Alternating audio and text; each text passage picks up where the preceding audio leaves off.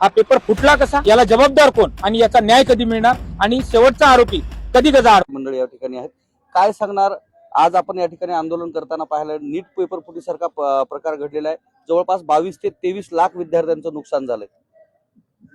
हा खरंच भारतीय शिक्षण व्यवस्थेला काळीमा फासणारा प्रकार आहे आणि त्यानिमित्ताने देशभर आंदोलन होत आहे.